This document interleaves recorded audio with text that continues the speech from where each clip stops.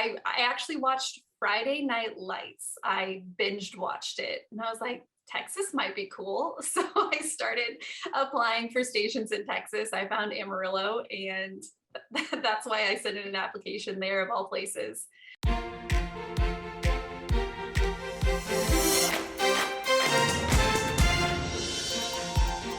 Hi, everyone. Welcome to Broadcast Bulletin. I'm Jim Stanton. And I'm Jacob Brooks. Good to have you along with us. If you haven't already, make sure to subscribe to our YouTube and also follow our Instagram so you can follow along on this podcast journey with us. It's at Broadcast Bulletin. And hey, we have a website too, broadcastbulletin.com. Broadcastbulletinpodcast.com. Oh, yeah, that's right. Yes, and I want to take them to the wrong site. Thank you, Jacob, for all that. Let's cut to the chase and introduce this evening's guest. Today, joining us from Wilmington, North Carolina, where she just moved, we have Madison Alewel. You will be most familiar with her if you're from Amarillo, Texas, where she spent about 6 years at KFDA NewsChannel 10, with the last 3 years there anchoring the weeknight news. You're watching News Channel 10's News at 10 with Walt Howard. Madison Alewel. Thank you for joining us this evening. My name is Madison Alewel. Thomas Michael Dixon is headed back to court. Dixon's second capital murder trial begins at 9 in the morning in Lubbock. Law enforcement took extra precaution last night after 1 to 3 inches of rain quickly accumulated throughout the city. The Amarillo Police Department says the officer involved is Micah Muir. His termination became effective as of 9 tonight. If you would like to help Make-A-Wish or volunteer for the organization, visit our website at newschannel10.com. She didn't realize she wanted to be a journalist until she was in high school. Originally from Las Vegas, she graduated from the University of Missouri back in 2013. Today, we'll find out exactly when the journalism bug bit her, how she got her first job, what it was like working her way up from reporter to main anchor in a city she had never been in before, and transitioning out of the business. Today, Madison works in healthcare marketing, but will recount some of her experiences in broadcasting for our audience today. Madison, welcome to Broadcast Bulletin. Thank you so much for having me, guys. I'm excited to be here. I take it, is this your first time on a podcast? How do you feel being asked the questions as opposed to asking them yourself? Yes, this is my first time being on a podcast and being interviewed, so it's a little trippy. I'm used to being on the other side of things. All right, so let's get right into it with the first question. So talk about when you knew you wanted to be a journalist and why. I understand that moment for you didn't really come into high school, right? Was there anything else you had considered doing before then? Yeah, my passion was originally theater. And so I wanted to be on Broadway, but that was definitely not going to happen because I wasn't very good. But the skills I learned in theater, I was able to adapt that. I always had a passion for writing as well and storytelling. So I just kind of combined those two passions together, and that's how I landed with broadcast journalism. I thought it was going to be a great opportunity where I could still write and tell stories and do what I was passionate about in a career that would actually work out. And luckily, once I got to college and started taking those broadcast journalism classes, I was like, okay, this is going to work out. I actually love doing this. I was definitely nervous because I didn't know. There were a lot of people, a lot of my classmates were just like die-hard journalism people, and that wasn't me. Like, I didn't grow up watching the news by any means, but I became that person. I just fell in love with it. So I was a little late to the game compared to my fellow classmates, but I was right along with them once we got started. So. All right, so let's talk about the college experience. You graduated from the University of Missouri, also known as Mizzou. Why did you decide on going there specifically? So my family, the past 3 generations, all went to the University of Missouri. So I kind of always had it in the back of my head that I wanted to go there. And then it just so happened to be that they have one of the best journalism schools in the country. Their program is unique. They call it the Missouri method because you actually work in a real newsroom as part of your college credits. So you have to work at a broadcast station in order to even graduate. And it gives you real life experience, and it was invaluable. It was such a good experience to have. I made a lot of mistakes at KUMU. That's the NBC station where we all had to work. And because I made those mistakes there, where I had teachers who could help me along the way and tell me what I was doing wrong and how to do it better, I didn't make those same mistakes when I started at my first job. So it was a great experience. So what was it like working at KMOU? KMU was fantastic. The executive producers, the news director, the main anchors, they were also Mizzou faculty. And so I just was constantly guided by the best of the best who helped me in the classroom and then at the station as well. And so I learned so many things. I mean, we had to turn packages, do live shots, write for the web, so many different things that you do in a real newsroom. It was a real newsroom. So you got that real life experience and had superb guidance along the way. How many applications did you send out for your first job, and what made you decide on Amarillo, Texas, of all places? I don't even know how many applications I sent out. It was a lot. And I sent out a lot of applications to cities, like big cities that probably didn't even look my way because they saw that I had just graduated. But Amarillo, I actually watched Friday Night Lights. I binged watched it and I was like, Texas might be cool. So I started applying for stations in Texas. I found Amarillo, and that's why I sent in an application there of all places. And then they gave me a call, and in the interview process, they actually hired me right then and there, the first interview. And I was just so ecstatic to have a job offer after sending out so many applications that I was just like, all right, I guess I'm going to Amarillo, Texas. Detail your rise through the ranks at News Channel 10. You started as a reporter there, and 5 years later, you left as the main evening anchor. So just talk about how that came to be. Did you ever MJ your own stories, or did you ever have a photog? I was very lucky. I was one of the few that had a photographer. That does not happen very much these days at all. And so it was a great experience because I always had a teammate when we were out on stories. And I think that really helped me as a storyteller, having someone else there with me working on a story. I mean, it's two brains are better than one, right? And so I was very lucky and fortunate to have that. I started as a reporter. I was quickly promoted to the primetime reporter. And so I was expected to have a lead story for the evening newscast every single day.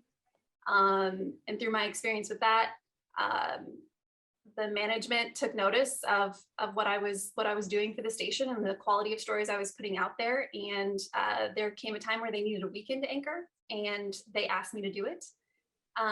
So I became the weekend anchor and producer, which meant I had to find all of the content that we were running on the weekend newscast. And I also had to write everything. So I wrote every single thing that went into that newscast. And then I also was required to put that stuff on the web as well. We didn't have a digital team on the weekend at that time when I was the weekend anchor.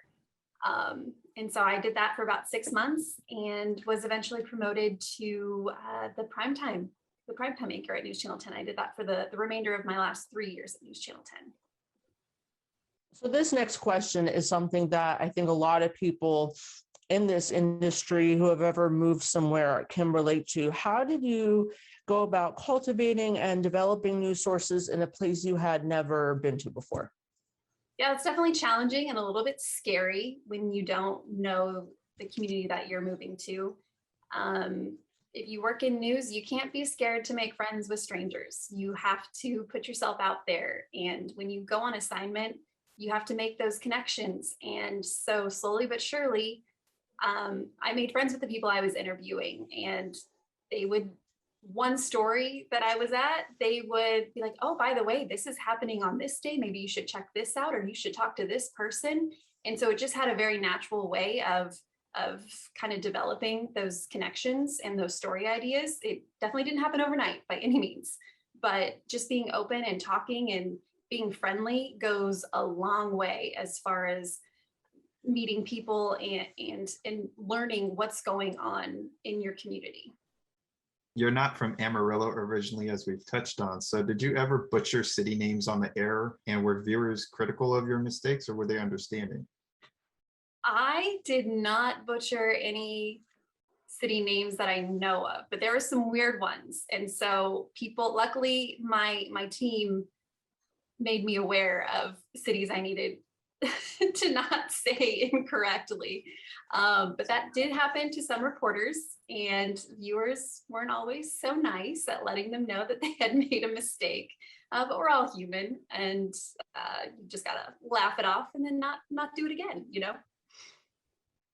So what sacrifices did you make as a young journalist working your first job? Were there any family sacrifices that you made to pursue your career, financial? Yeah, I moved away from my family. I didn't know anyone in Amarillo. That was tough. I sacrificed a normal schedule. You know, I worked until 11 o'clock at night. And so it was very difficult to do things in the evening or meet friends for dinner that most people do. I couldn't because I was always working. Holidays. What are holidays? I don't even know what holidays are in news. You're at the station. I had several Thanksgiving and Christmas dinners sitting at my desk with my coworkers. It's definitely tough, and financially starting out as a new reporter was incredibly difficult. When I look back, I really don't know how I paid my bills some weeks because it was rough. So there are, it's not a great market as far as you're not going to become rich by being a journalist by any means, unfortunately. So you did mention that. So is that why, like in some of these smaller markets, we do see a lot of turnover with the talent? Absolutely. Pay is very low, and the whole thing, they say you got to pay your dues. That's one thing that's said a lot in school, and I don't love that saying. I don't think I get where it came from, but unfortunately it's kind of hurt the overall journalism industry, because when you have a degree, you should be able to earn a respectable wage, whether you're in Amarillo, Texas or New York City, you know? Obviously you're going to make more as you're in the career, but it's sad how different the pay scale can be in these smaller towns compared to the bigger cities. So people will market hop to bigger cities in order to make money. But unfortunately, what people are finding these days is even in the bigger cities, it's not that much of an increase.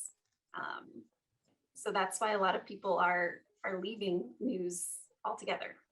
So keeping with your time at Channel 10, discuss what it was like going through an ownership change, because you had started under, I believe it was Drury Broadcasting, and then they were bought out by Raycom, and then your final months you were with Gray. So did you see any changes in the product or focus every time the ownership changed? Yeah, it did. It did change occasionally. So one thing, when we were first bought by Raycom, overtime was eliminated. And so that became tricky because a lot of people relied on overtime to pay their bills. And so all of a sudden people weren't getting extra money through that. And then as far as I think when we did change ownerships, we were able to get better quality graphics on air. So that was helpful because you had the backing of a big company. But it was challenging as far as every time we changed ownership, we changed our editing software as well. So it was like starting all over, trying to figuring out that. And then of course the websites would change as well. So how we were posting content online. But I think my team, we really strived to put out quality content. And so that didn't change no matter who owned the company. All right. So most viewers, or some, might assume that you just come in, have your hair and makeup done as an anchor, you just sit down, read the teleprompter, and go home. That is not what it's like at all. So can you walk us through what a typical day was like as a main anchor, when you got up, when you came in, what you had to do when you got to work, all of it? Yeah, so we do our own hair and makeup. I always enjoyed the viewers' comments that would email in occasionally criticizing hair or makeup or the wardrobe of a reporter and saying that we need to get a new hair and makeup person. I'm like, okay, we'll get right on that. No, it was much more than just reading a teleprompter. We'd have an assignment meeting to figure out what reporters are covering that day. We would meet with the producers to figure out the content that we were going to be covering in our various shows. And then I was tasked with checking every script, every graphic that aired during our newscasts. And that was incredibly time consuming because we were considered a starter market in Amarillo. And so it was, we had fresh reporters, people still learning, still making mistakes. And so I was kind of the catch-all person to stop those mistakes and fix them before they actually made air. And so it was slightly stressful some days. Stories weren't always accurate that were written, or they had grammar issues, and I just would freak out thinking, if I hadn't seen that, what would have gone over here that day?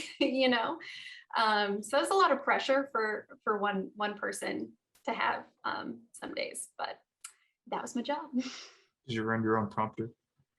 Sometimes, yeah. Didn't always have a prompter person.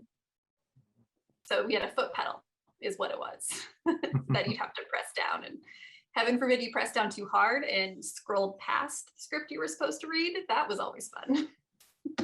So always have a spare script in front of you. Just it's good advice if you're wanting to anchor. Always have a backup plan if the prompter fails. You don't want to be sitting there with nothing to read. All right, so looking at your professional Facebook, I noticed that pictures of you and Walt Howard are all over it. So talk about what it was like working with him. I understand he's a legend in Amarillo. He is a legend. Walt Howard is the absolute best person I've ever met. He's a wonderful man, a wonderful journalist.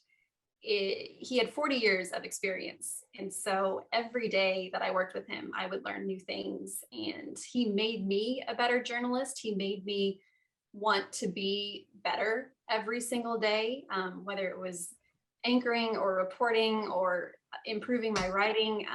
He just was always challenging me, and I appreciated that so much. He was just a wealth of knowledge and information, and the fact that I got to sit beside him for 3 years and anchor next to him was, I'm just forever grateful for that experience.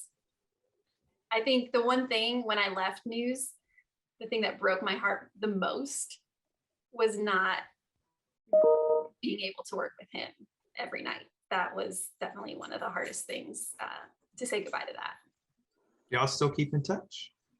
We do, not as much as I would like, but we do. What was the best piece of advice he gave you?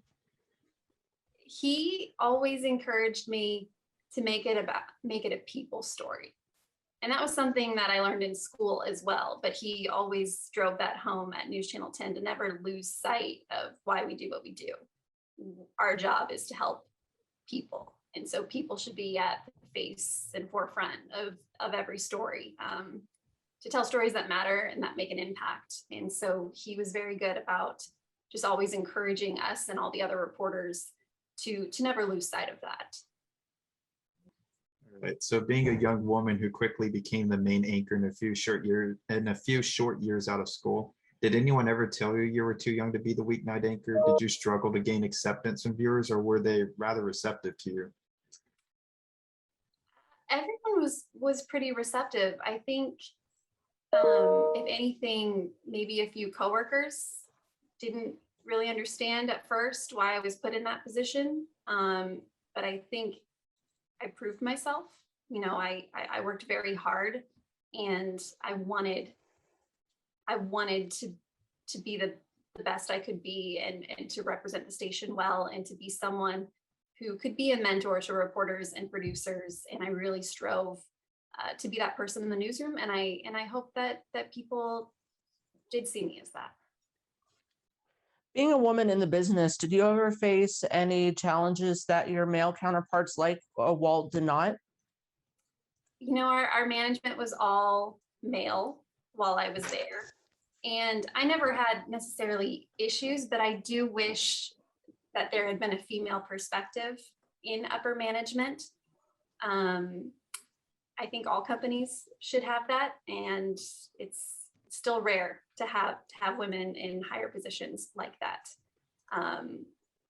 There is an assistant news director now, though, at my station, who is a woman, and I'm very proud of her. She started as a producer, or actually she was a video editor and worked her way up, and now she's the assistant director there. So it's really good to see her in that position and in that role, and that she can bring a different perspective to the team. Okay, so talk about developing your news voice or your anchor voice. Were you ever advised against it? And when you left the business, did you have a hard time shaking it off? Oh gosh, people definitely say that I have an anchor voice. I didn't mean to. I guess it just happened over time. Like you try and you have, dictate and enunciate. I had a very high-pitched voice on air. So it's funny, one thing Walt told me when I first started anchoring, apparently my voice was really high. And so whereas like some people lower their voice when they're anchoring, I did the opposite. And he was like, that's not your voice. Why is your voice so high when you're anchoring? And I didn't even notice it until he pointed it out to me. And I'm like, I don't know. I don't even know why that was happening. And so I tried to talk as natural as possible on air. But yeah, you are just more professional. You're speaking, you're enunciating. So yeah, I guess it does sound, but I never tried to alter my voice to sound like it wasn't me. Just a more professional version of me, I guess. What would you say was your most memorable story you covered at KFDA? Oh, that's an easy one. I was introduced to two little boys who unfortunately lost their mother at a very young age to a car wreck. She wasn't wearing a seatbelt. And so they were like 5 and 7, if that. They might have been younger at that point. But they created a sticker campaign to put on the back of cars that said, please buckle up, you have loved ones. And they got the sheriff's department involved, the fire department, the police department, and eventually TxDOT took notice and invited them to be the voice of their Click It or Ticket campaign in Austin, Texas. So it was just I followed their story from the very beginning, and it was very cool to watch them and to see such a tragic thing that happened to them, what they tried to turn it into to help other people. So that's a story that'll stick with me forever. Just very inspiring. All right, so did you get a clothing allowance at your station? I did for 1 year, and then I never got it again. I think I got $1,000. That was it. And then the rest, you guys, I have like 30 blazers in my closet still. I don't even want to know how much I spent on clothes. Being an anchor or a reporter is very expensive. So did you ever experience hostility yourself as a journalist in this climate of fake news and journalists being the enemy of the people, as some would say? And also, what is your message to those who feel this way about local journalism and local journalists, that they are the enemy of the people? Yeah, so I got out of news before obviously the fake news thing had kind of started right towards the end before I left, but it wasn't as widespread as obviously what happened when COVID hit and the presidential election. Things got very bad for reporters. And it makes me sad because local news is an essential form of journalism, and the reporters and producers who work in local news they work their tails off to do a good job and to tell stories that matter and are important and make a difference in the communities that they work in. And so the next time people say fake news because they don't like the story, I would just really encourage them to maybe actually read it and educate themselves and realize that the reporter, even though it might be a story they don't like the content of, that reporter isn't trying to push a certain message. They're just telling you the facts. And if you don't like the facts, sorry, it is what it is. But that's our goal as journalists, is to tell the truth. You've been out of the industry for 2 years now, making the shift over to PR. You did say on Facebook that you left in order to return to Las Vegas and be closer to your family. You certainly could have pursued TV jobs there. So what made you decide to go in a different direction? I had considered continuing to apply for jobs in Las Vegas. And then I got home and started working, doing some marketing for my parents' company. And I did not realize how stressed out and unhappy I was until I started that new job. And all of a sudden, because I had no idea, when it's 6 years of just a constant, you're just like, oh, that's the norm. That's what I should be feeling, you know?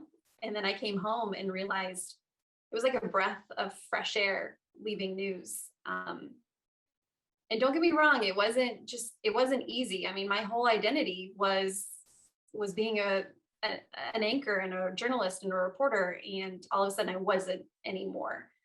It didn't matter if I posted on my professional Facebook page. It didn't matter if I was getting likes or shares or whatever. I was just a normal person. And so that was kind of not necessarily, it was nice, don't get me wrong, but it was definitely, I had to redefine who is Madison if she's not working in news. And then once I realized like that didn't define me, I was just so much happier. And I was in a job where I could meet friends for dinner, and I had holidays off, and I was with my family, and it was just a very nice change. And there were a couple times where I considered, oh, maybe I'll get back into news. And then I would have severe anxiety, even just considering applying, because I would still get alerts when certain positions popped up. And applying for those positions gave me anxiety. And I was like, okay, that's not a good sign. So I am happy with my decision to leave. I'll forever be thankful for the experience and the people I met, and being a part of the news world. And the people who are still doing it have my utmost respect, because I know how difficult of a job and a career it is. And I just wish everyone the best, because they're fighting the good fight. And I'm sorry I'm not alongside them anymore. But I had to do that, for my own mental health and sanity. So do you watch local news at all, having been out of the business for 2 years? And what should the industry do to attract viewers such as yourself back to making it appointment viewing? I'm the worst person to watch local news because I am so critical. Judging grammar and that sort of thing. It's very not nice of me to do, but I think once you've been in the news and been on the other side of it, it's hard not to have a different lens watching the news. Yeah. I would have done that story better, or I would have done this differently. It's just, I'm not a great person to watch the news with. But yes, I will occasionally catch it while I'm at the gym. I don't have cable, so I don't watch it religiously. I do have all the local news apps though to stay connected that way. And I think going forward, everything is going to have to be online or streamable. I think that's because so many people are cutting cable in general. So I really think it's only, most stations are already adapting and changing as far as like having apps and streaming services and that sort of thing. And that's just going to have to continue, because people aren't going to be watching the news. It's just, there's always going to need to be local news, but they're going to have to adapt on how they push that out and get to the viewers. It's going to look differently. So what brought you to Wilmington, North Carolina? The beach.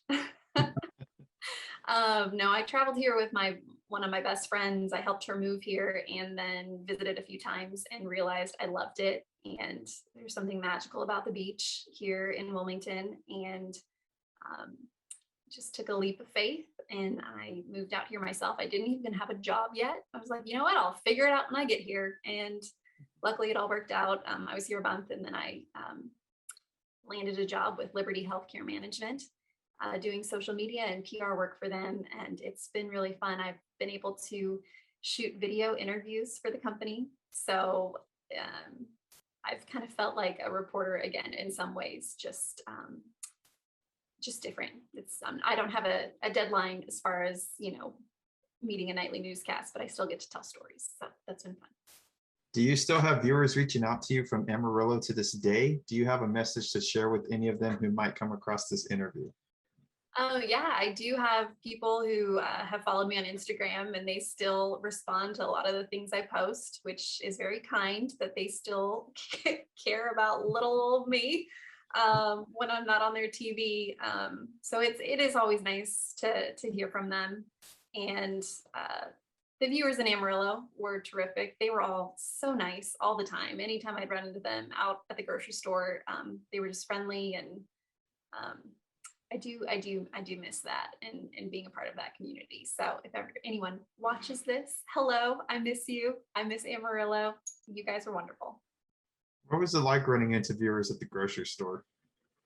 Occasionally embarrassing, because I remember one time I had just come from the gym, so I looked not great. And someone came up to me. He was like, "I'd recognize you anywhere. You can't hide with that bun, your hair in a bun like that." Oh, okay. Oh my goodness. I was like, I wasn't trying to hide, but thank you. Yeah, I can kind of understand the embarrassment. So do you have any advice for those wanting to enter the industry, such as Jacob, or how about someone that's burnt out and wants to make that shift over to PR? Yeah, so if you're burnt out, I definitely recommend at least attempting PR. The thing is, you can always go back to news. There will always be jobs, especially now. There are more jobs than ever working in broadcast news, because there is kind of a mass exodus going on. And that being said, if you're starting out in this industry, I would encourage you to fight for your worth, because employers are struggling now more than ever to fill those positions. And so whereas before there were so many applicants, and you were like, when I got hired, I felt lucky to even have a job. That people applying for jobs aren't in that position right now. You're the lucky one. The company is the lucky one that you're even interested in that job. So I would encourage you to fight for your worth and ask for more money, earn a livable wage. Companies have that money. It's somewhere. But that being said, if you have a potential employer, tell them why they would be lucky to have you. Have that in the back of your mind, knowing, sell yourself, and hey, you need me because this, and this, and I should earn this because of this and this and this. And so if you can tell an employer that, and that's what I would recommend. When you were in Amarillo, did you ever get to try the place with the 72-ounce steak, the Big Texan? Oh, several times. I never competed in the competition, but yes, I did eat there. And they actually provided us Thanksgiving and Christmas dinner every single year. So that was super cool to be able to enjoy a nice meal from the Big Texan. What are some restaurants someone must try if they're in Amarillo? Hands down, Sharky's Burrito. You have to go. They have this thing called Spicy Ranch, and you have to get it on your burrito, and it's a life changer. Every time I've had to drive through Amarillo, I make sure that I stop and get me a burrito to go. So you would say it's better than like a Chipotle or anything like that? Oh yeah, it doesn't even come close. All right, 10 questions. What is your favorite color? Red. Where were you born? Kansas City, Missouri. And how many siblings do you have?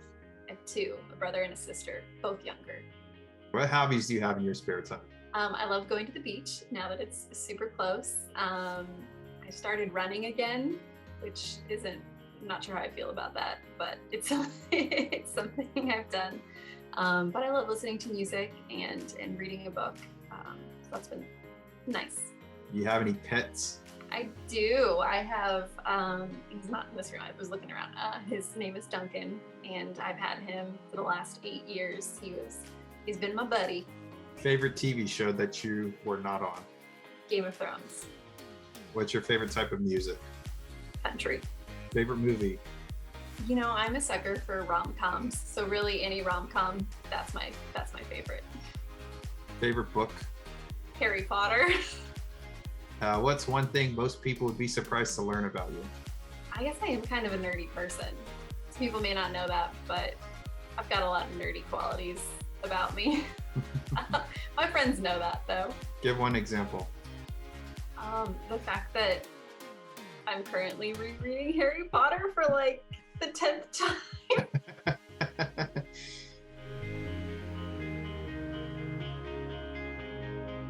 Last question, where can our listeners connect with you on social media? Yeah, you can find me on Instagram at Madison Alewel. And if you ever have any questions, I'm there. Thanks again for joining us. Thank you again for listening to this episode. We're on social media again. Please follow us. We're on Instagram at Broadcast Bulletin. Our website's broadcastbulletinpodcast.com. So again, Instagram is Broadcast Bulletin and website is broadcastbulletinpodcast.com. We'll post all our episodes there. We're on all your podcast sites and on YouTube as well. So the video component is there if you want to see our faces, that's there for you. So thank you for listening. Thank you for your support in this new endeavor that Jacob and I have put together. And we'll see you next time for another episode of Broadcast Bulletin. The views and opinions expressed by the guests in this episode of Broadcast Bulletin are solely theirs. They do not reflect those of their past or present employers, nor those of Broadcast Bulletin or its hosts in any way.